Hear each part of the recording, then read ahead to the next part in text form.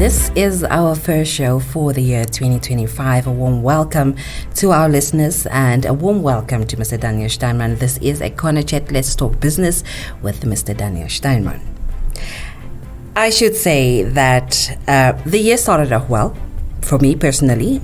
I hope that it did start off well for you as well, Mr. Daniel Steinman. Also, there was nothing happening until a day ago, literally. That is, of course, that Donald Trump being, inaugurated. That is the U.S. president.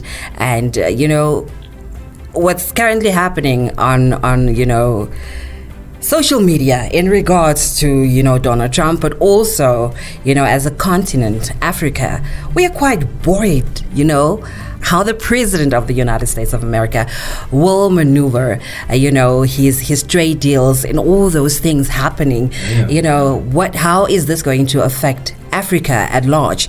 But also, what we have been talking most of the year last year, 2024, is how inflation is affecting us on a daily basis. And have you noticed how it has exploded, the whole debate on social media? Yeah. And everybody's asking, what is the president's narrative?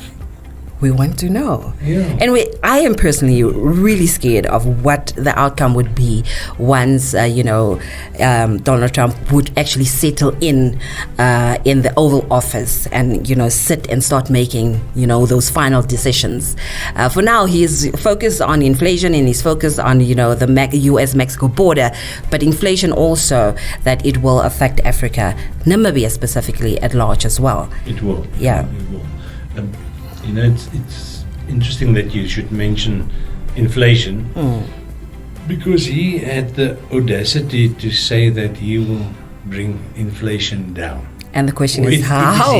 His target. He's going to do it, And I can bring you 1,000, 2,000 very learned economists that do not know how you bring inflation down because it's all got to do with consumer behavior. Yes.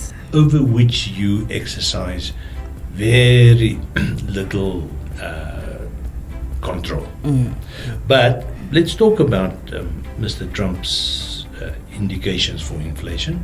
And there are two major questions that you need to consider. And the first one is what does he define as inflation? In other words, from a quasi-technical point of view, him and his advisors, how do they interpret inflation? And for that we need to go back in history a little bit, and I'll do that now. The second one, the $1 million question is how? Yeah.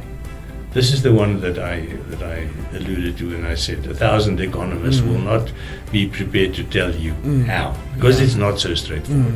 But let's first look at the sort of the opinion that he voiced over the last 2 years, specifically over the last year, in the run-up to the elections last year.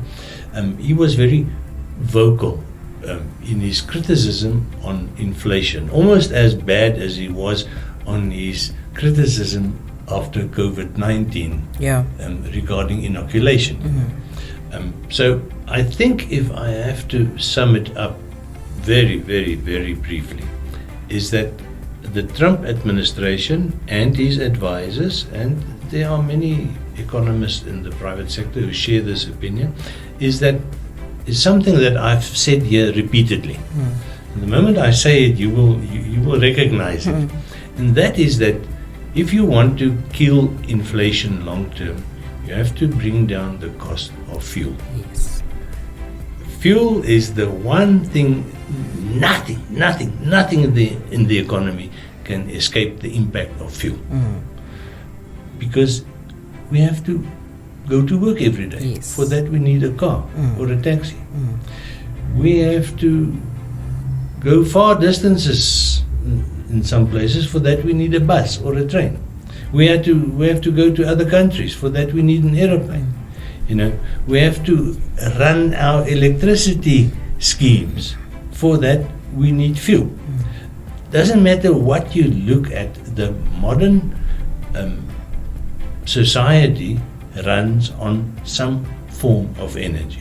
And that the cost of that energy even solar.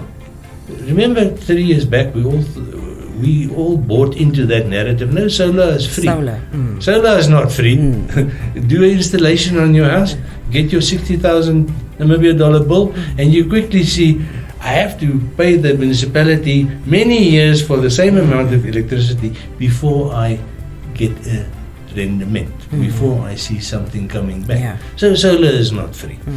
There's no energy in the world that is free. And so the fundamental approach is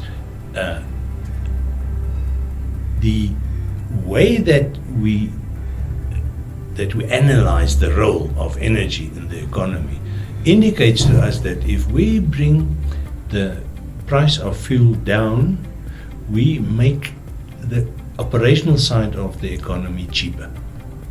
Now that is a mouthful, and I want you to turn it over in your head a little bit, because anybody will ask the question, exactly what does that mean?